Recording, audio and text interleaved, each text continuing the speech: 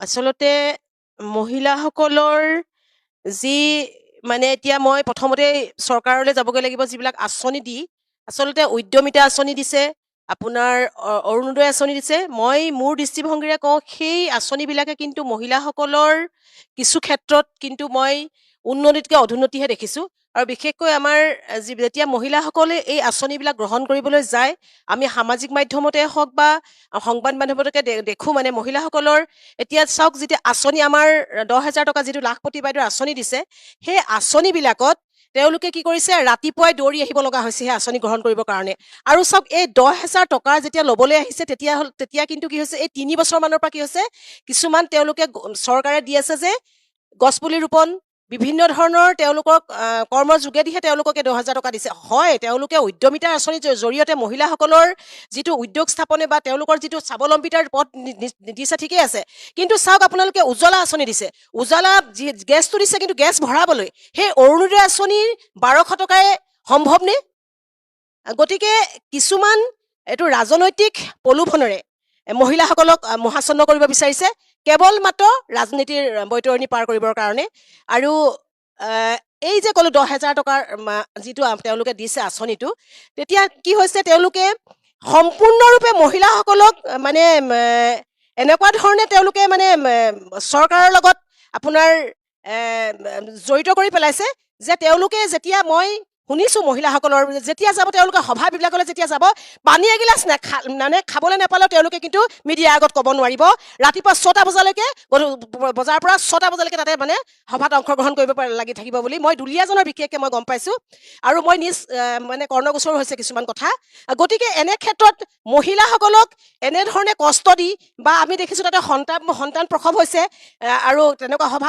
তাৰপিছত কিছুমান মূৰ্চাও গৈছে এনেধৰণে মানে মহিলাসকলক সবলীকৰণ কৰাটো কেৱল মাত্ৰ ৰাজনৈতিক বৈতৰণি পাৰ কৰা তেওঁলোকৰ এটা মানে কাৰসাজি ৰাজনৈতিক উদ্দেশ্য প্ৰণোদিতভাৱেহে আচলতে এই আঁচনি ৰূপায়ণ কৰা হৈছে কিন্তু আপুনি নাভাবেনে চৰকাৰৰ এই আঁচনিয়ে মহিলা যিবোৰ গোট আমাৰ গাঁৱে গাঁৱে যিবোৰ মহিলা গোট আছে মহিলা গোটৰ জৰিয়তে আত্মনিৰ্ভৰশীল অসমৰ যিটো শ্লোগান চৰকাৰে দিছে আৰু মহিলাসকলকো আত্মনিৰ্ভৰশীল অসমৰ অংশীদাৰী কৰি মহিলাসকলক স্বাৱলম্বী কৰি তোলাৰ ক্ষেত্ৰত এই গোটেই প্ৰক্ৰিয়াটোৰ কিবা কোনোবাখিনিত হ'লেও অকণমান সহায়ক হোৱা নাই নে আপুনি কি চাওক তেওঁলোকে মহিলাসকলৰ সবলীকৰণ নিশ্চিতভাৱে তেওঁলোকে আমাৰ ইয়াত ইণ্ডাষ্ট্ৰি খুলিব পাৰিলেহেঁতেন ইণ্ডাষ্ট্ৰি গঢ়ি ল'ব পাৰিলেহেঁতেন দুলীয়াজনত যথেষ্ট আমাৰ আৰু মই গঢ়ি উঠিছে বুলি নাই উঠা বুলি নকওঁ কিন্তু চাওক এতিয়া আপোনাৰ মহিলাসকলৰ যিটো অংগনবাড়ী কৰ্মীসকলক মানে যেনেধৰণে তেওঁলোকে দিব লাগিছিলে তেওঁলোকে অনায়ম তেনেকুৱা ধৰণৰ কিবা দি আছে তেওঁলোকক যিটো দৰমহা তেওঁলোকে সেই বস্তুটো মানে যিটো তেওঁলোকে পাব লাগে প্ৰাপ্য সেই বস্তুটো পোৱা নাই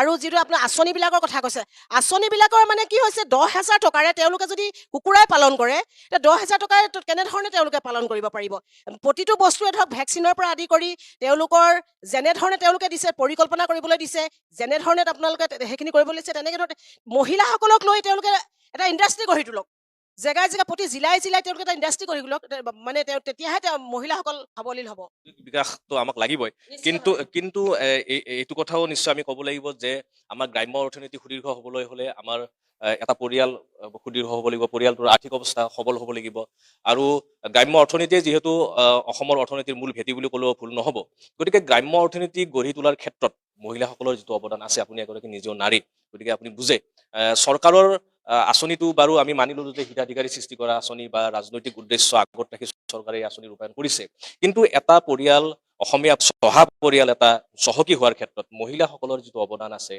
তাঁতশালৰ পৰা আদি কৰি গৰু ছাগলী পোহালৈকে কুকুৰা পোহালৈকে এই কথাটো আপুনি ৰাজনৈতিক দৃষ্টিকোণেৰে নহয় অন্য ধৰণে আপুনি এই কথাটো মানি লয় নে নলয় আচলতে এটা পৰিয়াল আৰ্থিকভাৱে স্বাৱলম্বন হ'বলৈ হ'লে আচলতে আপোনাৰ পশুপালনৰ ক্ষেত্ৰতো আমাৰ বা এগৰাকী মহিলাই ঘৰখনত যিখিনি চম্ভালিব পাৰে সেইটো আচলতে মহিলাৰ জৰিয়তে সম্ভৱ হয় নে নহয় নিশ্চিতভাৱে আমাৰ ইয়াত দুলীয়াজনতে আমাৰ বহু মহিলাই তেনেকৈ ধৰণে নিজাববীয়াকৈ নিজস্বভাৱে কোনো অনুদান নোলোৱাকৈ চৰকাৰৰ অনুদান নোলোৱাকৈ তেওঁলোকে নিজে ট্ৰেক্টৰ চলাই আপোনাৰ খেতি কৰিছে আৰু বাম খেতিয়ে হওক বা লাহি খেতিয়ে হওক বা শালি খেতিয়ে হওক এগৰাকী মহিলাইতো আপোনাৰ এইবাৰ তেখেত নাহিলে বাৰু মই আপোনালোকৰ আগত পৰিচয় কৰাই দিলোহেঁতেন তেখেতে পূৰ্ণিমা বৰদলৈ তেখেতে আমাৰ এগৰাকী মানে আদৰ্শ দাঙি ধৰিছে আমাৰ মাধৱপুৰ দুলীয়াজান অঞ্চলৰ পৰা তেখেতে নিজে নিজে ট্ৰেক্টৰ চলাই কোনো আঁচনি নোলোৱাকৈ গ্ৰহণ নকৰাকৈ কিন্তু চৰকাৰৰ কোনো আঁচনি গ্ৰহণ নকৰাকৈ তেখেতে মাছ পালন কৰিছে, নিশ্চিতভাৱে স্বাৱলম্বী হৈছে।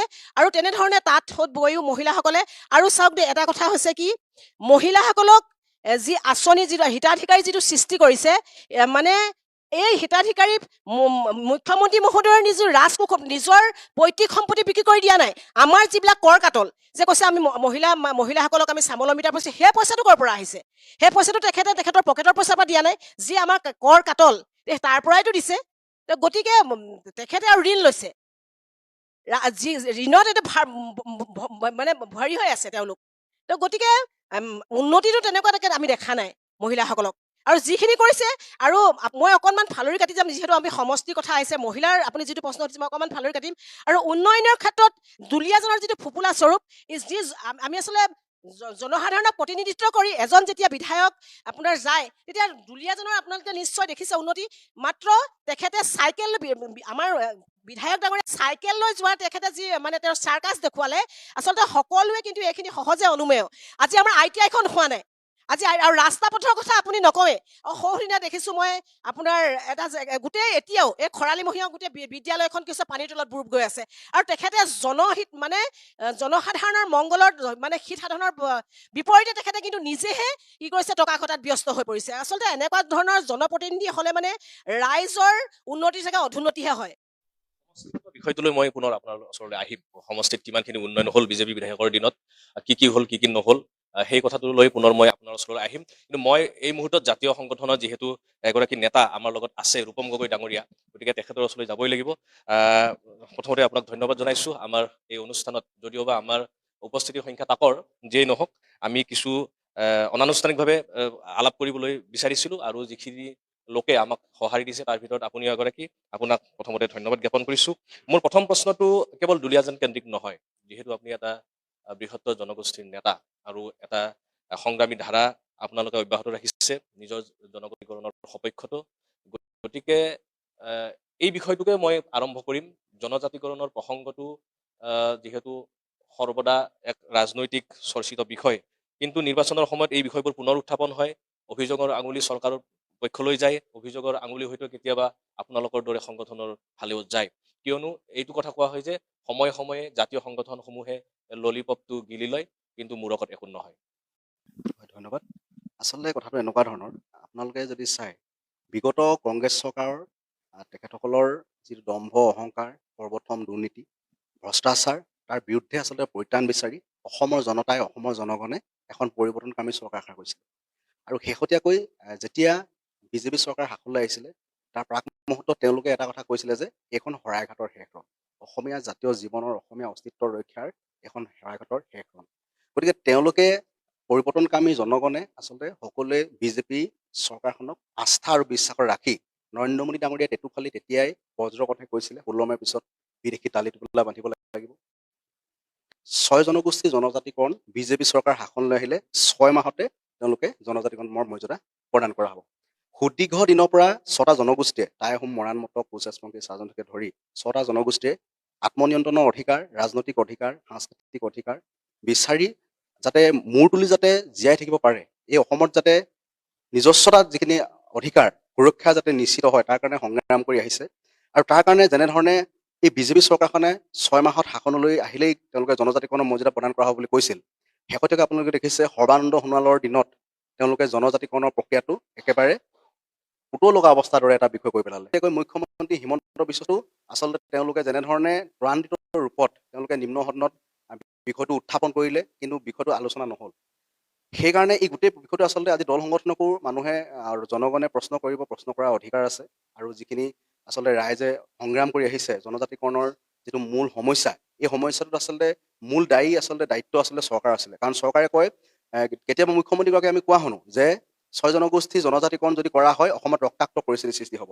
তেনেহ'লে নিৰ্বাচনী প্ৰাক মুহূৰ্তত তেওঁলোকে নিৰ্বাচনী ইস্তাহাৰ কিয় লিখিছিলে যে 6 মাহত 6 জনগোষ্ঠীৰ জনজাতিকৰণ কৰা হ'ব যদিহে বিজেপি শাসনলৈ আহে?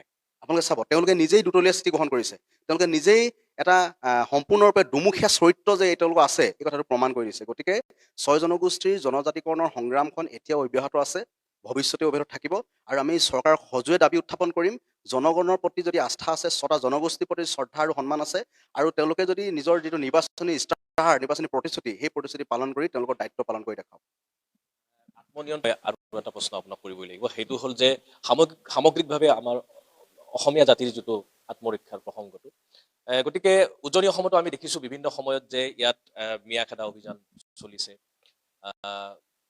বহিৰাগতৰ পৰা অসমীয়া জাতিক ৰক্ষাৰ সংগ্ৰাম এখন চলিছে গতিকে এই যিটো ৰাজনৈতিক বাদানুবাদ বিশেষকৈ মিয়া কেন্দ্ৰিক যিটো ৰাজনৈতিক বাদানুবাদ বা মিয়াৰ যিটো আগ্ৰাসন বুলি কোৱা হৈছে মিয়াৰ আগ্ৰাসন কেৱল নামনি অসমত নহয় মিয়াৰ আগ্ৰাসন কেৱল মধ্য অসমত নহয় মিয়াৰ আগ্ৰাসন উজনি অসমতো হৈছে যদিও বা মিয়া শব্দটোৰ ব্যৱহাৰক লৈ বহু বিতৰ্ক আছে যেই নহওক যিহেতু এটা জনগোষ্ঠীক কৰিয়ে সেই শব্দটো ব্যৱহাৰ হৈ আহিছে মই এইটো কথা আপোনাক সুধিম যে দুলীয়াজানত আমাৰ যিখিনি খিলঞ্জীয়া জাতি জনগোষ্ঠী আছে এই খিলঞ্জীয়া জাতি জনগোষ্ঠীখিনিও কোনোবাখিনিত শংকাৰ সন্মুখীন হৈছে নেকি চাওক এইটো কথাত আচলতে এটা শব্দতে কোৱা উচিত নহয় কাৰণ এতিয়া যদি আপোনালোকে চায় যে বৃহত্তৰ আজি আমাৰ অসমীয়া জাতিটো আপোনালোকে যদি ভালদৰে নিৰীক্ষণ কৰি নিশ্চিতভাৱে গম পাব যে অকল কেৱল মিয়াটোৱেই গোটেই অসমৰ মূল ইছ্যু নেকি আজি 700 কিলোমিটাৰতকৈ অধিক ভাৰত বাংলা উন্মুক্ত সীমা এতিয়ালৈকে তেওঁলোকে চিল কৰা নাই ভাবক 800 শ্বহীদ হ'ল তাৰ বিনিময়ত অসম চুক্তি হৈছিল 6 নং দফা আজি পৰ্যন্ত কাৰ্যকৰী নহ'ল প্ৰতিশ্ৰুতি কোনে পালন কৰিছিলে সেই সময়ৰ আপোনালোকে চাওক যিসকল নেতৃত্বই সবশ্ৰীয়া অসম আন্দোলনৰ নেতৃত্ব লৈছিলে তেওঁলোকে আজিৰ তাৰিখত অসম চৰকাৰ এগৰাকী বিয়াগম নেতা তেওঁলোকে যদি কেন্দ্ৰীয় চৰকাৰ সমায়ন কৰি বিদেশী মুক্ত অসম গঢ়িব নোৱাৰে ভাৰত বাংলা সীমান্ত চিল কৰিব নোৱাৰে তেতিয়াহ'লে কেৱল মিয়া কৈ থাকিলে অসমীয়া জাতিটো কেতিয়াও সুৰক্ষিত হ'ব বুলি আমাৰ মনে নধৰে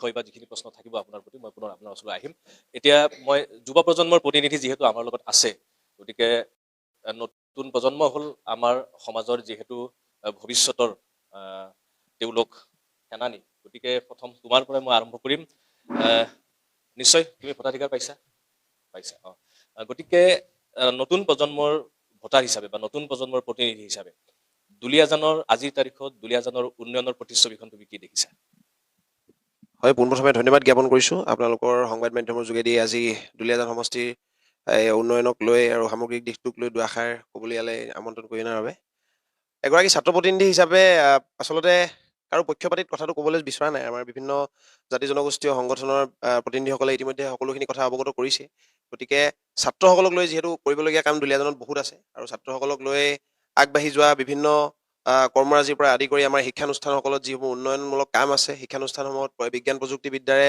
শিক্ষানুষ্ঠানসমূহ কেনেদৰে আগবঢ়াই লৈ যাব পাৰি শিক্ষানুষ্ঠানৰ দ্বাৰা ছাত্ৰ ছাত্ৰীসকলক আজিৰ তাৰিখত আজিৰ ছাত্ৰ ছাত্ৰীসকলে আচলতে যিবোৰ সুবিধা আচলতে পাব লাগে সেই সুবিধাবোৰ বৰ্তমান ক্ষেত্ৰত আমি দেখিবলৈ পাইছোঁ যে আজি আপুনি যদি অলপ বাহিৰত আপুনি যদি চায় বস্তুটো তেতিয়া গম পাব দেখিব যে শিক্ষানুষ্ঠানসমূহত যি বিজ্ঞান প্ৰযুক্তিবিদ্যাই আজিৰ তাৰিখত শিক্ষা প্ৰদান কৰিছে স্মাৰ্ট বৰ্ডৰ পৰা আদি কৰি বিভিন্নসমূহ যিসমূহ সুবিধা প্ৰদান কৰিছে তেনে ক্ষেত্ৰত কিন্তু দুলীয়াজানৰ যিসমূহ শিক্ষানুষ্ঠান সেই শিক্ষানুষ্ঠানসমূহত তেনেধৰণৰ সুবিধা প্ৰদান কৰা আমি খুব কম দেখিছোঁ গতিকে ছাত্ৰ ছাত্ৰীসকলৰ সুন্দৰ আৰু উজ্জ্বল ভৱিষ্যতৰ কাৰণে এই কথাবোৰ কিছুমান যে শিক্ষানুষ্ঠানসমূহ কেনেধৰণৰ উন্নয়নমূলক কাম হ'ব লাগে আৰু ইতিমধ্যে অৱগত কৰিছে যে ITI এখন গঢ়ি উঠা নাই আমাৰ যিখন ITI দুলীয়াজানত নিৰ্মাণ হোৱাৰ কথা আছিল চৰকাৰে কথা দিছিল সেই ITI খনো সোনকালে গঢ়ি তুলিবৰ বাবে মই অনুৰোধ জনাইছোঁ ইয়াৰ উপৰি আৰু বিভিন্ন ধৰণৰ কথা আমাৰ এতিয়া মহাবিদ্যালয়সমূহত আমি বিভিন্ন ধৰণৰ সমস্যাৰ সন্মুখীন হ'বলগীয়া হৈছে খেলপথাৰত ল'ৰা ছোৱালী খেলিব পৰাকৈ এখন উপযুক্ত মানদণ্ডৰ খেলপথাৰৰ অভাৱ দুলীয়াজানত মহাবিদ্যালয়সমূহত গতিকে এই সামগ্ৰিক দিশবোৰ চালি জাৰি চাব লাগিব আৰু আমাৰ ছাত্ৰ ছাত্ৰীসকল যথেষ্ট প্ৰতিভাশালী ছাত্ৰ ছাত্ৰী আৰু দুলীয়াজানত নিবনুৱা সংখ্যাও লাহে লাহে বৃদ্ধি পাবলৈ ধৰিছে আমি ইতিমধ্যে দেখিছোঁ আমাৰ দুলীয়াজানৰ বিভিন্ন স্থানত নিবনুৱা সমস্যা সমাধান কৰিবৰ বাবে বিগত যিসমূহ সময়ছোৱাত প্ৰতিষ্ঠানৰ কথা তেওঁলোকে আমাক অৱগত কৰিছিল আমাক সংস্থাপনৰ বাবে তেওঁলোকে বিভিন্ন কথা আমাক অৱগত কৰিছিল কিন্তু তেনেধৰণে দুলীয়াজানৰ যি নিবনুৱা সমস্যা দিনক দিনে আচলতে বাঢ়ি যোৱা আমি দেখিছোঁ আমাৰ ছাত্ৰ ছাত্ৰীসকলে জ্ঞান অৰ্জন কৰিলে তেওঁলোকে ভাল ভাল ডিগ্ৰী লাভ কৰিলে কিন্তু যি পৰ্যায়ত তেওঁলোকে ইয়াত সংস্থাপন পাব লাগিছিল দুলীয়াজানৰ দৰে উদ্যোগ কেন্দ্ৰক এখন স্থানত তেওঁলোকে যেনেকৈ ধৰণৰ তেওঁলোকে সংস্থাপন পাব লাগিছিল তেনেকুৱা ধৰণৰ সংস্থাপন কিন্তু আমি দেখা নাই গতিকে এইসমূহক লৈ কাম কৰিবৰ বাবে আমি অনুৰোধ জনাইছোঁ আৰু সামগ্ৰিক দিশটোত ছাত্ৰ ছাত্ৰীসকলৰ লগতে সামগ্ৰিক দিশটো ৰাস্তা ঘাটৰ পৰা আদি কৰি যিসমূহ উন্নয়নমূলক কাম আছে সেই সকলোবোৰ কাম অতি শীঘ্ৰে সম্পূৰ্ণ কৰিবৰ বাবে আমি দাবী উত্থাপন কৰিছোঁ মোৰ পুনৰ প্ৰশ্ন তোমালৈ থাকিব যিহেতু শিক্ষাৰ বিষয়ত মই প্ৰশ্ন কৰিম তোমাক বোধহয় এতিয়ালৈকে আমি যিখন ITIৰ কথা ওলাইছে বোধহয় বহু বছৰ আগতে প্ৰস্তাৱ লোৱা সেইখন হৈ উঠা নাই গতিকে দুলীয়াজানত নিশ্চয়কৈ ইঞ্জিনিয়াৰিং কলেজো নাই হয় দুলীয়াজানত হয়তো সমষ্টিত 2খন নে 3খন কলেজ আছে। যিয়েই নহওক যে উচ্চ শিক্ষাৰ ক্ষেত্ৰত দুলীয়াজানত যথেষ্ট কৰিবলগীয়া আছে। হয়, উচ্চ শিক্ষাৰ ক্ষেত্ৰত যথেষ্ট আজি আপুনি যদি লক্ষ্য কৰে দুলীয়াজানৰ নিচিনা এখন দুলীয়াজানৰ দৰে এখন উদ্যোগ কেন্দ্ৰিক স্থানত দুলীয়াজানৰ দৰে এখন চহৰত আজি আমি কেৱল অকল 2খন মহাবিদ্যালয় আপুনি ইতিমধ্যে কৈছে অকল 2খন মহাবিদ্যালয়হে ইয়াত আছে।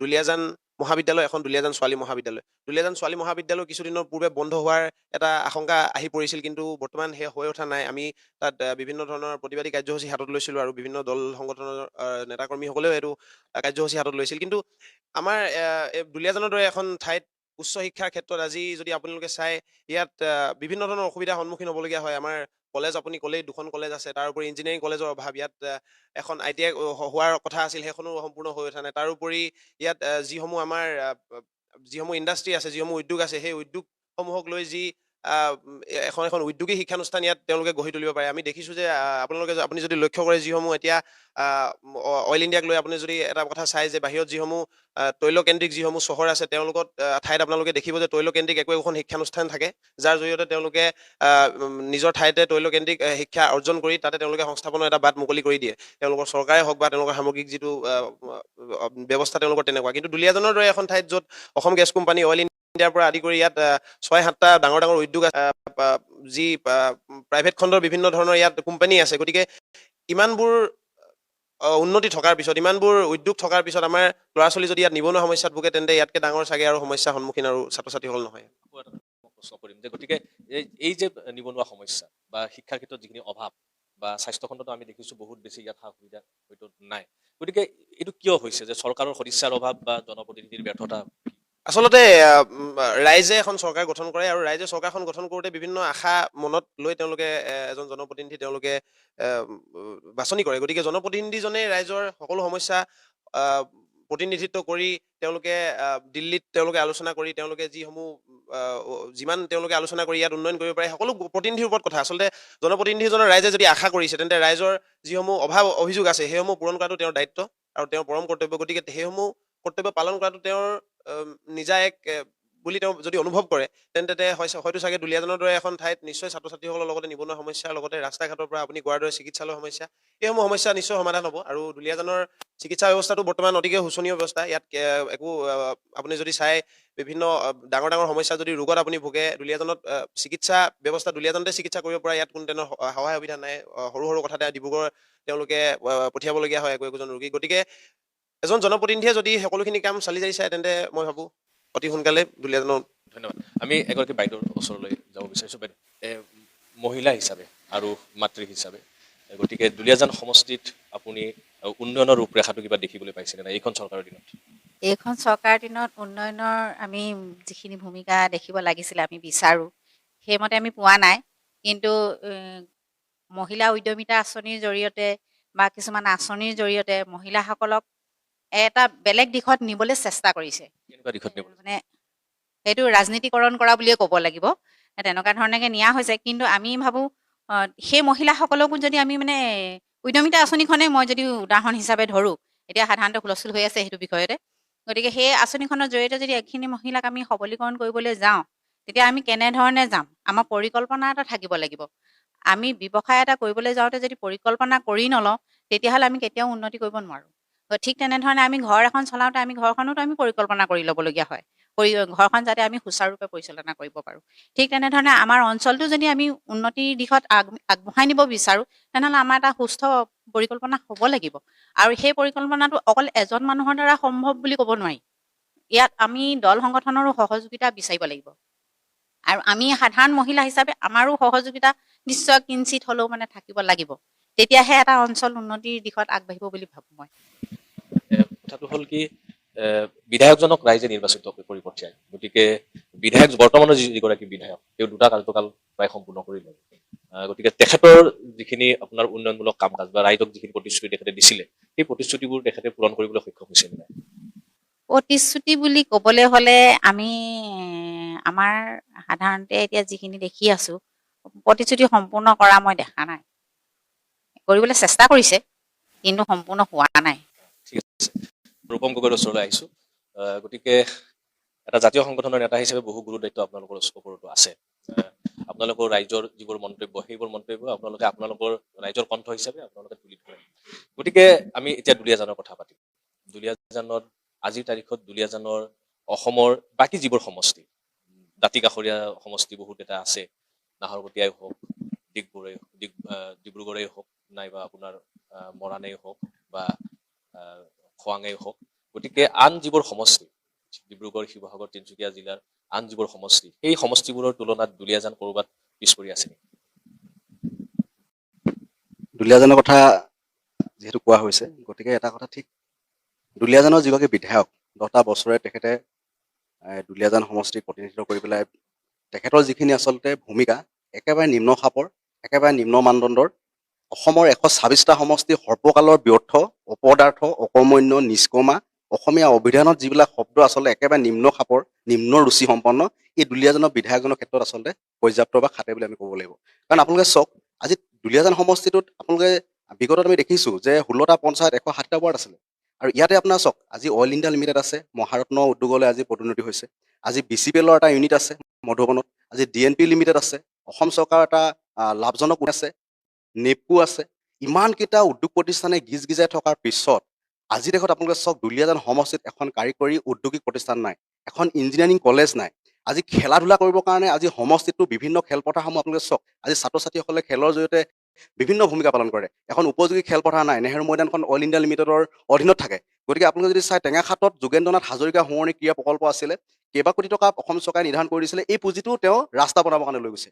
আৰু আপোনালোকে যদি চাই, আজি দুলীয়াজানত 2011-12 বিত্তীয় বৰ্ষতেই কেইবা কোটি টকাৰে যি কছাৰীপথাৰ ITI কলেজখন স্থাপন কৰা হৈছিল তদানীন্তন সেই সময়ৰ বিধায়িকা অমিয়া গগৈৰ দিনত, আজি পৰ্যন্ত তেখেতে 10টা বছৰ থকাৰ পিছতো কিন্তু কাৰ্যক্ষম কৰি তুলিব নোৱাৰিলে, নিৰ্মাণ সম্পূৰ্ণ কৰিব নোৱাৰিলে।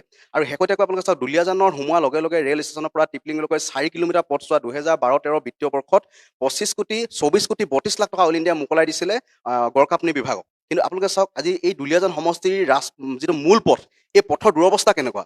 আজি টেঙাখাটৰ মূল পথছোৱা কেনেকুৱা, ষ্ট্ৰীট লাইট ইয়াত নাই, ইয়াত বিভিন্ন ধৰণৰ মানে শিক্ষানুষ্ঠানসমূহ পৰ্যাপ্ত আন্তঃগাঁথনি উন্নয়ন নাই, বহু বিদ্যালয়ত এতিয়াও মানে ছাত্ৰ ছাত্ৰী নাই। আজি নিবনুৱা সংস্থাপনৰ কাৰণে বিশেষকৈ, কাৰণ কেলৈ আজি দুলীয়াজানৰ যিসকল ছাত্ৰ ছাত্ৰী আছে, ইয়াৰ পৰা ৰয়িঙত পঢ়িবৰ কাৰণে যায়, যোৰহাট, নগাঁও, মেঘালয় বিভিন্ন স্থানত পঢ়িবলৈ যায়। কিন্তু ইয়াতে যে কাৰিকৰী শিক্ষানুষ্ঠানখন যদি তেওঁলোকে নিৰ্মাণ সম্পূৰ্ণ কৰি কাৰ্যক্ষম কৰিব পাৰিলেহেঁতেন, আজি ছাত্ৰ ছাত্ৰীসকলে ইয়াতে শিক্ষানুষ্ঠান লাভ কৰিব পাৰিলে হ'লে, কাৰিকৰী শিক্ষা লৈ তেওঁলোকে ইয়াতে অইল ইণ্ডিয়া হওক, DNPL, অসম গেছ কোম্পানী, বিভিন্ন ধৰণৰ যিখিনি উদ্যোগ প্ৰতিষ্ঠান আছে, উদ্যোগিক নগৰী বুলি যিহেতু দুলীয়াজানক কোৱা হয়, তো এই ক্ষেত্ৰত দুলীয়াজান সমষ্টি বিধায়কজনেতো আজি দেশত আপোনালোকে চাওক, লাহোৱালত কোটি কোটি টকা দি পেলাই তেওঁ ঘৰ বনাইছে। আজি নাহলীয়া থানা সন্মুখৰ মাটিখিনি তেওঁ কিনিছে, সুৰক্ষা নগৰত প্ৰায় 25 লাখ টকা দি মাটি কিনিছে, নাহলীয়াত 60 লাখ টকা দি মাটি কিনিছে, অজস্ৰ সম্পত্তি তেওঁ মানে আচলতে গোটাবলৈ সক্ষম হৈছে। কিন্তু দুলীয়াজান সমষ্টিৰ উন্নয়ন কি কৰিলে তেখেতে? দুলীয়াজান সমষ্টিৰ ছাত্ৰ ছাত্ৰীসকলক লৈ কি পৰিকল্পনা কৰিলে, নিবনুৱাসকলক লৈ কি পৰিকল্পনা কৰিলে, আজি শিক্ষানবিছ পদৰ কাৰণে কিমান হেতাৰ পৰা এটা পৰিৱেশ সৃষ্টি হৈছে। এপেণ্ডিক্স 6 বুলি যিটো কোৱা হয়, ITI পঢ়াৰ পিছত আমাৰ চাকৰি এটা পাবৰ কাৰণে এক্সপিৰিয়েঞ্চ লাগে, সেই এক্সপিৰিয়েঞ্চটো আপোনালোক ক'ত যাব? আজি শিৱসাগৰ, যোৰহাট বিভিন্ন স্থানত আমাৰ ছাত্ৰ ছাত্ৰীসকলে গৈ পেলাই অধ্যয়ন কৰিবৰ কাৰণে চাকৰিটো বাদেই দিয়ক, কিন্তু আজি অসমৰ আপোনালোকে চাওক, আজি অইল ইণ্ডিয়া তৈল খনন উৎপাদন অন্বেষণ ইয়াত কৰিছে। আজি দুলীয়াজানৰ লগতে দাঁতি কাষৰীয়া আজি আপোনাৰ জোৰাজান OCS, উষাপুৰ, কঁঠালগুৰি, কঁঠালনি, নগাজান, আমাৰ টেঙাখাট, ইয়াতে যিবিলাক OCS আছে, oil collection station, gas collection station যিটো GCS বুলি কোৱা হয়, ইয়াত আমাৰ যদি আজি অইল ইণ্ডিয়া যেতিয়া খনন কৰিছে, খনন কৰোঁতে আজি খেতিপথাৰ নষ্ট হৈছে, আমাৰ কৃষকৰ হৈছে। আজি মাটি লেণ্ড এফেক্ট এৰিয়া বুলি যিটো কোৱা হয়, মাটি অধিগ্ৰহণ কৰিছে আমাৰ মানুহৰ পৰা। আজি আপোনালোকে যদি চাই, আজি যে বায়ু প্ৰদূষণ, কি বুলি কয়, ৰাসায়নিক প্ৰদূষণ, শব্দ প্ৰদূষণ, সকলো ফালৰ পৰা ক্ষতিগ্ৰস্ত যিটো অঞ্চল বুলি কোৱা হয়, আমাৰ দুলীয়াজান সমষ্টিটো এটা কিন্তু অত্যন্ত ক্ষতিগ্ৰস্ত আৰু উদ্যোগিক অঞ্চল হিচাপে চবফালে কিন্তু দুভগীয়া। কিন্তু তাৰ পিছতো ছাত্ৰ ছাত্ৰীসকলে যেনেধৰণে কৰ্মসংস্থাপন লাভ কৰিব লাগিছিল, চাকৰি নিযুক্তি লাভ কৰিব লাগিছিল, সমস্যাসমূহ যেনেধৰণে সমাধান হ'ব লাগিছিল, আজি নাহকটীয়া সমষ্টিত প্ৰথম বিধায়ক হৈ তৰংগ গগৈ, তেওঁ আজি আপোনালোকে নাহকটীয়াৰ ৰাস্তা পদূলি, ITI college, hockey stadium, volleyball কোৰ্টৰ পৰা আৰম্ভ কৰি সকলো ক্ষেত্ৰতে এটা আটক ধুনীয়া পৰিৱেশৰ সৃষ্টি কৰিলে। কিন্তু দুলীয়াজানৰ যিগৰাকী বিধায়ক, এই অকৰ্মণ্য নিৰ্লজ্জ অপৰাধ বিধায়কজনে কেৱল মাত্ৰ নিজৰ মানে সম্পত্তি পাহাৰ কৰাতে ব্যস্ত হৈ আছে। আৰু মুখ্যমন্ত্ৰীগৰাকীয়ে দাম্ভিকতাৰে কৈ থৈ গৈছে, সৌদিনা কিবা উদ্যমিতা চেক মানে যেতিয়া বিলাব আহিছিল, যে দুলীয়াজানত 600 কোটি টকা তেওঁ বোলে কামৰ কাৰণে, ৰাস্তা পদূলি নিৰ্মাণৰ কাৰণে প্ৰদান কৰিছে। তেখেতৰ মুখ্যমন্ত্ৰী সাহস আছেনে নাই? 600 কোটি টকা দুলীয়াজান সমষ্টিটো ক'ত ক'ত নিয়োগ কৰিলে, ক'ত ক'ত বিনিয়োগ কৰিলে, এই তেওঁ CID লগাই, তেওঁ CM বিলিচ লগাই ইনকুৱাৰী কৰক যে 600 কোটি টকা তেতিয়াহ'লে কোনে হৰাট কৰিলে। গতিকে এই কথা বতৰাবিলাক আছে। নিশ্চিতভাৱে আগন্তুক যি নিৰ্বাচন, এই নিৰ্বাচনত দুলীয়াজানবাসী ৰাইজে, শিক্ষা যিসকল আমাৰ উচ্চ শিক্ষিত ছাত্ৰ ছাত্ৰীসকল আছে, নিবনুৱা যুৱক যুৱতীসকল আছে, আবাল বৃদ্ধ বনিতা আছে, ৰাইজ আছে, সকলোৱে পৰ্যবেক্ষণ কৰি আছে। সকলোৱে নিশ্চিতভাৱে এই আগন্তুক যি শিক্ষা দিবৰ কাৰণে বিধায়ককে হওক বা দলটোকে হওক, নিশ্চিতভাৱে ৰাইজে তাৰ পণ ল'ব। যুৱ প্ৰজন্মৰ প্ৰতিনিধি আৰু আমাৰ লগত আছে, অকণমান তুমি ক'ব লাগিব। গতিকে তুমি কি দেখিছা আজিৰ তাৰিখত দুলীয়াজান সমষ্টিৰ কিবা উন্নয়ন হৈছে নে হোৱা নাই এইগৰাকী বিধায়কৰ দিন? ধন্যবাদ প্ৰশ্নটো উত্থাপন কৰাৰ বাবে। উন্নয়নৰ কথা ক'ব গ'লে আমি দেখিব পাইছোঁ যে কোনো ধৰণৰ উন্নয়ন নাই হোৱা বুলি ক'ব গ'লে কোনো মিছা কথা নহয় মানে। আপুনি দুলীয়াজান সমষ্টিৰ ছাইডতে লাগি থকা নাহৰকটীয়া সমষ্টি চাওক, তাৰ উন্নয়ন চাওক আপুনি। সেই তুলনাত যদি দুলীয়াজানখন চাই আপুনি, দুলীয়াজান খুব পিছপৰা হৈ আছে। আৰু ইতিমধ্যে কৈছে যে গেছ কোম্পানী আছে আমাৰ ইয়াত দুলীয়াজানত, নেপকো আছে আৰু অইল ইণ্ডিয়া লিমিটেড দৰে এক বৃহৎ PSU আছে। তথাপিও কিন্তু দুলীয়াজানৰ অৱস্থা খুব বেয়া। কিয় হৈছে, কেলে হৈছে, কোনে কৰিব নাই পাৰে, এইখিনি কথা আমি সুধিব লাগিব আৰু আপোনালোকে সুধিব লাগিব। এইখিনি কথাৰ জৰিয়তে আমি এইটো কথা বুজিব লাগিব যে উন্নয়ন বুলি ক'ব গ'লে হোৱা নাই ভালকে। আৰু ৰাস্তা পদূলি আপুনি দেখিব পাইছে, ষ্ট্ৰীট লাইট দেখিব পাইছে, খুব বেয়া অৱস্থাত আছে। আৰু ইমানখিনি থকাৰ পিছতো যদি কৰিব নাই পৰা, একদম সৰল ভাষাত ক'ব গ'লে ব্যৰ্থ হৈছে। যোনে কৰিব নোৱাৰিছে তেওঁ ব্যৰ্থ হৈছে। আৰু মই ক'ব বিচাৰিছোঁ যে ছাত্ৰ ছাত্ৰীৰ ক্ষেত্ৰতো ক'ব বিচাৰিছোঁ যে বহুতখিনি উন্নয়ন কৰিবলৈ বাকী আছে এতিয়াও। আৰু আমি যিহেতু মই নিজজন এজন ছাত্ৰ, আমাৰ দেখিব পাইছোঁ যে ইয়াত উচ্চ শিক্ষাৰ বাবে বৰ এটা ভাল ফেচিলিটি নাই বা ইঞ্জিনিয়াৰিং কলেজ এখন নাই। এইখিনি বস্তু যাতে আহে সেইটোৱে মই আহ্বান জনাব বিচাৰিছোঁ। আৰু যিমান পাৰে আৰু ভালদৰে দুলীয়াজানখন মানে ধুনীয়া কৰি তুলিবলৈ বা উন্নয়ন কৰিবলৈ মই অনুৰোধ জনাইছোঁ। মই ৰাণু তামুলী বাইদেউৰ ওচৰলৈ পুনৰবাৰ যাম। বাইদেউ, এতিয়া শেষত আৰু এটা প্ৰশ্ন মই আপোনাক কৰিব লাগিব। নিৰ্বাচন যিহেতু আহি আছে, 2 মাহ পাছতে নিৰ্বাচন অনুষ্ঠিত হ'ব, গতিকে দুলীয়াজানবাসীৰ ৰায়দান এইবাৰ কেনেকুৱা হ'ব? বৰ্তমানৰ বিধায়কগৰাকীক যদি বিজেপিয়ে পুনৰবাৰ টিকট দিয়ে, গতিকে ৰাইজে তেওঁক আগৰ দুবাৰৰ দৰে মৰম আশীৰ্বাদ দিব নে ৰাইজে কি ভূমিকা ল'ব? আৰু এগৰাকী সমাজ সচেতক মহিলা হিচাপে, এটা সংগঠনৰ নেতৃত্ব বহনকাৰী হিচাপে আপোনাৰ ৰাজনৈতিক দৃষ্টিভংগী কি? দুলীয়াজানৰ আগন্তুক প্ৰতিনিধিজন, ভৱিষ্যতৰ প্ৰতিনিধিজন কেনেকুৱা হোৱাটো আপুনি বিচাৰে? আচলতে চাওক, আচলতে আমি বিচাৰো কৰ্মপটুতা, সুদক্ষ, সুনিপুণ এজন জনপ্ৰতিনিধি। আপুনি কৈছে যে দুলীয়াজানবাসীয়ে আচলতে অতিষ্ঠ হৈ, যেতিয়া আমাৰ কংগ্ৰেছৰ আমাৰ বিধায়কগৰাকী আছিলে অমীয়া গগৈ, তেখেতে তেতিয়া কি কৰিছিলে, আমি এটা পৰিৱৰ্তন বিচাৰিছিলোঁ। দুলীয়াজানৰ উন্নয়নৰ হকে আমি এজন বিধায়ক বিচাৰিছিলোঁ। আৰু তাত তেনেকৈ আমি ধৰক আমি দুজন আমি পালোঁ। এতিয়া যিহেতু এটা সাংসদ আমাৰ ৰামেশ্বৰ তেলী ডাঙৰীয়া আছিলে, তেখেতৰ দিনতো আমি কোনো দুলীয়াজানৰ উন্নতি নেদেখিলোঁ। আৰু আমি আপোনালোকে যদি চাই মানে বিগত দিনবিলাকত আমি মাত্ৰ অসমীয়া মহিলা মঞ্চৰ লগতে আমি বিভিন্ন দল সংগঠনে অকল বাট পথৰ কাৰণে আমি কি হ'লে ৰাজপথলৈ ওলাই আহিব লাগে, মাত্ৰ প্ৰতিবাদী কাৰ্যসূচী ল'বৰ কাৰণে। আৰু আচলতে আমি বিচাৰিছিলোঁ যে আমাৰ উন্নয়নখন দুলীয়াজান বুলি কয়, এতিয়া ধুলীয়াজান বুলি কয়। দুলীয়াজান আপোনালোকে নিশ্চিতভাৱে আহোঁতে চাগে নিশ্চিতভাৱে দেখিছে। আৰু মাধৱপুৰত যিখন আমাৰ আপোনাৰ উৰণ সেতু হৈ আছে, সেই উৰণ সেতুখন বনোৱাৰ আগমুহূৰ্তত তেওঁলোকে যিহেতু এইটো এটা ৰাজপথ, সেই এটা পথ নিৰ্মাণ কৰিব লাগিছিলে। উপপথ আছে, চলাকটকী পাভজনে এতিয়া কিন্তু বিপদসংকুল পথেৰে যাতায়াত কৰিবলগীয়া হৈছে। যে বৰ্তমানে যিজন বিধায়ক আছে, সেই বিধায়কজনৰ চকুত পৰা নাই নেকি? আজি তেওঁলোকে সেই চলাকটকী পাভজনৰ ৰাইজে কি হৈছে, প্ৰতিবাদত কৰিবলগীয়া হৈছে। ৰাইজ তাত বাৰে তাত 2-3 দিনৰ মূৰে মূৰে কিছু এক্সিডেণ্ট হৈছে, দুৰ্ঘটনাবিলাক হৈছে। দ্ৰব্যক্ৰমে তেওঁ হৈছে মৃত্যুৰ মুখত পৰা নাই, কিন্তু যথেষ্ট তাত দুৰ্ঘটনা সংঘটিত হৈ আছে। আৰু কি হৈছে, আমি নাতি দূৰতে আমাৰ নাহৰকটীয়া, আমি যে আজি তেখেত এই বৰ্তমান চৰকাৰে এজন জনপ্ৰতিনিধি তৰংগ গগৈ, যথেষ্ট তেওঁলোকে কাম কৰিছে এই 5 বছৰত। কিন্তু আজি 10টা বছৰে য'ত কেন্দ্ৰত আছে বিজেপি চৰকাৰ, ৰাজ্যত আছে বিজেপি চৰকাৰ, কৰোঁ বুলি সমগ্ৰখিনি কৰিব পাৰে, দুলীয়াজানৰ উন্নয়নৰ কাৰণে যথেষ্ট কৰিব পাৰে, কিন্তু তেওঁ মাত্ৰ নিজৰ কি কৰিছে, ধনবল গোটাইছে। গতিকে এনেকুৱা মানে অকমন্য এগৰাকী জনপ্ৰতিনিধি অনাগত দিনত কিন্তু যিটো নিৰ্বাচন আহি আছে, কিন্তু কোনো মানে জনা শুনা মানুহে, সচেতন লোকে কিন্তু আমাৰ এই বিধায়কজনক ভোট নিদিয়ে। আৰু আমি সদায় কি কৈছোঁ, ৰাইজৰ উন্নতি হওক, ৰাইজৰ হকে তেওঁ কাম কৰক। তেওঁৰ নোৱা তুলনি বিয়া খাবগে, কাৰোবাৰ স্বাৰ্থত গৈ থাকিব, তেনেধৰণৰ তেখেতে সামাজিক মাধ্যমত তেখেতে এইবিলাক কৰি থাকিব।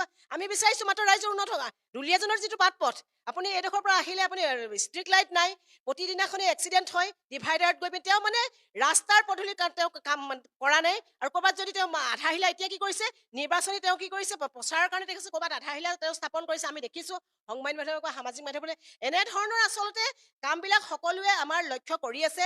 আৰু অনাগত নিশ্চিতভাৱে আমি বিচাৰিছোঁ এজেপিয়ে হওক বা ৰাইজৰ দলেই হওক, প্ৰতিনিধি এজন সুদক্ষ, সুনিপুণ, সুযোগ্য, যাতে জনসাধাৰণৰ যিবিলাক দুৰ্দশা তেওঁলোক যাতে মানে বিধানসভাত উত্থাপন কৰি জনসাধাৰণৰ যিবিলাক দুৰ্গতি আছে তেওঁ মানে কামবিলাক আনিব পাৰে। আমি তেনেকুৱা এজন সচেতন আমি বিচাৰিছোঁ জনপ্ৰতিনিধি। দুলীয়াজানৰ ভৱিষ্যত মানে ক'বলৈ লাগ আছে। সহজ অৰ্থত ক'বলৈ গ'লে সৰ্বকালৰ সৰ্ববৃহৎ বিধায়কজন দুলীয়াজান সমষ্টিতে আছে। তেখেতৰ কাৰ্যকালত দুলীয়াজান সমষ্টিয়ে যিটো গতিত উন্নয়ন লাভ কৰিব লাগিছিল, সেইটো গতিত উন্নয়ন লাভ কৰিব পৰা নাই। তেখেতে নিজৰ ধনবল গোটাওতেই 10টা বছৰ অতিক্ৰম কৰিছে। সেইটো অতি লাজৰ কথা। দুলীয়াজান হেন অসমৰ আটাইতকৈ ধনী সমষ্টিৰ ভিতৰত দুলীয়াজান সমষ্টি অন্যতম। কিন্তু হেনে ধনী সমষ্টিত থাকিও বিধায়কজনে কিয় কোনো উন্নয়নমূলক কাম কৰিব পৰা নাই সেয়া তেওঁৰ বাবে দুৰ্ভাগ্যৰ কথা। আৰু অলপতে আমাৰ সমষ্টিলৈ মাননীয় মুখ্যমন্ত্ৰী ডাঙৰীয়া আহি নিজে নিজ মুখে কৈ থৈ গৈছিল যে দুলীয়াজান সমষ্টি উন্নয়নৰ বাবে তেখেতে তেৰছগোৱালাৰ কাৰ্যকালত 600 কোটি টকা আবণ্টন কৰিছিলে। কিন্তু আজি পৰ্যন্ত দুলীয়াজানৰ ৰাজপথৰ অৱস্থা দেখিলে সকলোৱে গম পায় সেই 600 কোটি টকা কি হ'ল, কাৰ পকেটত সোমালে, কাৰ কমিশ্যনৰ অংক হ'ল। গতিকে দুলীয়াজানৰ শিক্ষা ক্ষেত্ৰত আমি যিহেতু ছাত্ৰ হিচাপে শিক্ষা ক্ষেত্ৰত অতি শোচনীয় হৈ আছে। আজি ইমানটা বছৰে দুলীয়াজানত এখন ইঞ্জিনিয়াৰিং কলেজ নাই, এখন চৰকাৰী শৈক্ষিক প্ৰতিষ্ঠান নাই, চৰকাৰী শৈক্ষিক প্ৰতিষ্ঠান আছে, ঔদ্যোগিক প্ৰতিষ্ঠান নাই। কছাৰী পথাৰত যিখন নিৰ্মীয়মান অৱস্থা ITI আছে, আজি ইমান বছৰে সেই ITI খন তেওঁ সম্পূৰ্ণ কৰিব নোৱাৰিলে। তেওঁৰ বাবে তাতকৈ আৰু ব্যৰ্থতাটো হ'ব নোৱাৰে। ইয়াকে কৈছো আৰু দুলীয়াজান সমষ্টি শিক্ষা খণ্ডৰ উন্নয়ন বিচাৰিছো। সামৰিম। তাৰ পূৰ্বে আকৌ ৰূপম গগৈৰ ওচৰলৈ গৈছো। ৰূপম গগৈ, বোধহয় দুলীয়াজান সমষ্টিত 1.5 লক্ষাধিক ভোটাৰ আছে, 1,72,000 মান ভোটাৰ আছে। এটা বৃহৎ সমষ্টি, কেইবাটাও জনগোষ্ঠী আছে। চাহ জনগোষ্ঠীৰ পিছতে হয়তো আহোম জনগোষ্ঠীৰ ভোটাধিকাৰ আছে, ভোটাৰৰ সংখ্যা অধিক। গতিকে এই জনগোষ্ঠীয় যিখিনি ভোটাৰ, এই ভোটাৰেও নিশ্চয়কৈ নিৰ্ণায়ক ভূমিকা পালন কৰে। আহোম জনগোষ্ঠীৰ যিখিনি আমাৰ ভোটাৰ আছে যথেষ্ট নিৰ্ণায়ক ভূমিকা গ্ৰহণ কৰে। গতিকে আপুনি কি ভাবে? আপুনি ইতিমধ্যে উল্লেখ কৰিছে যে এইগৰাকী বিধায়ক অকৰ্মণ্য বিধায়ক, নিষ্কৰ্মা বিধায়ক। এতিয়া 2 মাহ পিছত যি নিৰ্বাচন হ'বলৈ গৈ আছে, বিধানসভা নিৰ্বাচন হ'বলৈ গৈ আছে, দুলীয়াজান বিধানসভা সমষ্টিত এইবাৰ ৰাজনৈতিক দৃশ্যপট সলনি হ'ব নেকি? এটা কথা সত্য, আহোম জনগোষ্ঠীৰ ভোটাৰে আচলতে সৰ্বাধিক আপোনাক কৈ লৈছো। আৰু বাকী বিভিন্ন জাতি জনজাতি লোকেৰে আচলতে দুলীয়াজান সমষ্টিৰ বিধানসভাৰ এটা লোকসংখ্যাটো গঠিত হৈছে। আচলতে আমি এটা কথা ঠিক, চৰকাৰ কোন আহিব কি কথা, সেইটো ৰাইজৰ এটা ৰায়, জনতাৰ জনগণৰ ৰায়। আমি বিচাৰিছো দুলীয়াজান সমষ্টিয়ে অসমক দেশক বহুত কিবা কিবি দিছে। আজি তৈল উদ্যোগ প্ৰতিষ্ঠান হিচাপে দেশৰ মহাৰত্ন উদ্যোগ, আজি আপুনি চাওক 100 কোটি টকা ইয়াৰ পৰা আমাৰ পৰা লভ্যাংশ অইল ইণ্ডিয়া লৈ গৈছে। 2% অইল ইণ্ডিয়া ইয়াতে যিখিনি সামাজিক দায়বদ্ধতা আঁচনিৰ জৰিয়তে যিখিনি কাম কৰিব লাগিছিল, আজি তৈল প্ৰতিষ্ঠানৰ তেওঁলোকে তৈল কোম্পানীৰ যেনেধৰণে ইঞ্জিনিয়াৰিং কলেজ হওক বা বিভিন্ন ইনষ্টিটিউট তেওঁলোকে গঠন কৰিব লাগিছিল, বা বিভিন্ন ধৰণে তেওঁলোকে আজি যেনেকৈ অইল লক্ষ্য বা খেলৰ জৰিয়তে কিবা এটা তেওঁলোকৰ আঁচনি আছে, ছুপাৰ 30 আছে পঢ়াৰ ক্ষেত্ৰত, দুলীয়াজানৰ কাৰণে অইল ইণ্ডিয়া কৰিবলগীয়া আছিলে। আৰু স্থানীয় যিবোৰ প্ৰতিনিধি আছে, আজি অসম গেছ কোম্পানীয়ে হওক, DNP লিমিটেডে হওক, নেপকোৱে হওক, এই গোটেইকেইটা প্ৰতিষ্ঠানক আচলতে তেখেতে ছাত্ৰ ছাত্ৰীসকলক নিবনুৱা সংস্থাপনৰ ক্ষেত্ৰত, বিভিন্ন ক্ষেত্ৰত, শিক্ষানবিছৰ ক্ষেত্ৰত বা ITI কলেজত যেনেধৰণে আমাৰ ছাত্ৰ ছাত্ৰীসকলে অধ্যয়ন কৰিব পৰাকৈ যি ধৰণে আচলতে পুঁজি আবণ্টন, পুঁজি মুকলি কৰি সমগ্ৰ দুলীয়াজান, নাওহলীয়া, বকুলনি, ভাদৈ পাঁচালি, নগাজান, টেঙাখাটকে ধৰি যেনেধৰণে এটা সৰ্বাংগ সুন্দৰ ৰূপত গঢ়িব পৰা ক্ষমতা আছিল, তেখেতে আচলতে সেই ক্ষমতাটো হাতীয়ে যেনেধৰণে নিজৰ কাণ আৰু গাটো নেদেখে, এইজনে কেৱল মাত্ৰ মতে এই সমগ্ৰ যিটো লেজিছলেটিভ পাৱাৰ হয় বা যিটো বিধায়িনী ক্ষমতা, এই ক্ষমতাটো আচলতে তেওঁ উমান আচলতে নাপালে। সেইকাৰণে 1952 চনত দেশ স্বাধীন হৈছিলে বুলি কেতিয়াবা ৰাজহুৱা সভাত কয়, কেতিয়াবা ন' পাৰ্কিং গুৱাহাটীত চিনি নাপায়, তাতে তেওঁ গাড়ী পাৰ্কিং কৰি পুলিচৰ লগত, কৰ্তব্য আৰক্ষীৰ লগত তেওঁ কাজিয়া কৰে, কেতিয়াবা মানে তেওঁ সংবাদ মেল যোগে ঘোষণা কৰে। কিন্তু সেইবোৰ কৰিব যাওঁতে আচলতে তেওঁ নিজৰ পাৱাৰটো, ক্ষমতাটো তেওঁ সেই ধনবল বাহুবলৰ য'ত আচলতে দেখা নাপালে, সেইটো আমাৰে দুৰ্ভাগ্য। গতিকে দুলীয়াজানবাসী ৰাইজে নিশ্চিতভাৱে আগন্তুক বিধানসভা নিৰ্বাচনত বিবেক ভোট প্ৰদান কৰিব। যিগৰাকী বিধায়কে ছাত্ৰ ছাত্ৰীসকলক মানে যিখিনি অভাৱ অভিযোগ, সুৰক্ষিত ভৱিষ্যত, নিবনুৱা সংস্থাপন, শিক্ষানবিছ, কাৰিকৰী উদ্যোগ প্ৰতিষ্ঠান, ছাত্ৰ ছাত্ৰীসকলৰ খেলাৰ যিটো পৰিৱেশ, সাংস্কৃতিক যিটো পৰিৱেশ, বিভিন্ন যিখিনি আচলতে এটা সমষ্টি উন্নয়নৰ কাৰণে যিখিনি ৰাইজৰ যিখিনি উপকৃত কৰিবলগীয়া কাম আছে, সেইখিনি কৰাৰ ক্ষেত্ৰত নিশ্চিতভাৱে এক নিৰ্ণায়ক ভূমিকা পালন কৰিব বুলি আমি আশা কৰিছোঁ। নিশ্চয়কৈ দুলীয়াজানবাসী 2026 বিধানসভা নিৰ্বাচন, সেই বিধানসভা নিৰ্বাচনত বিবেক ভোট প্ৰদান কৰিব। আমি সূক্ষ্ম এক প্ৰচেষ্টা, আৰু এই সূক্ষ্ম প্ৰচেষ্টাত আমি কিছু ৰাজনৈতিক আলাপ কৰিলো। আমাৰ সৈতে অংশগ্ৰহণ কৰিলে টাই আহোম ছাত্ৰ সন্থাৰ ডিব্ৰুগড় জিলা সমিতিৰ সম্পাদক ৰূপম গগৈ ডাঙৰীয়া, অসমীয়া মহিলা মঞ্চৰ সম্পাদিকা ৰাণু তামুলী বাইদেউ, বহু কেইগৰাকী আমাৰ সমাজ সচেতক ব্যক্তি, মহিলা আৰু যুৱ প্ৰজন্মৰ প্ৰতিনিধি আটাইয়ে আমাৰ এই ৰাজনৈতিক আলাপত অংশগ্ৰহণ কৰিলে। দুলীয়াজানৰ আজিৰ তাৰিখত যি ৰাজনৈতিক প্ৰতিচ্ছবি, সেই ৰাজনৈতিক প্ৰতিচ্ছবি কিছু পৰিমাণে হ'লেও আমি তুলি ধৰিবলৈ যিসকল লোক আমাৰ মাজত উপস্থিত আছিল, সেইসকলৰ মতামতেৰে বা সেইসকলৰ কণ্ঠেৰে আমি কিছু কথা অনুভৱ কৰি বা জানি সেই কথা অসমবাসীৰ আগত তুলি ধৰিবলৈ চেষ্টা কৰিলো। আৰু ইয়াতে আজিৰ এই ৰাজনৈতিক আলাপৰ